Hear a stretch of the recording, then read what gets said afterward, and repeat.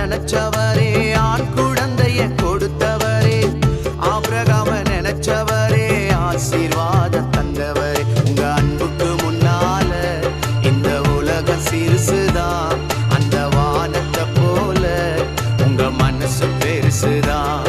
உங்க அன்புக்கு முன்னால இந்த உலகம் சிறுசுதான், அந்த வானத்தை போல உங்க மனசு பெருசுதான். என் நினைப்பாவே இருப்பவரே ஏசையா.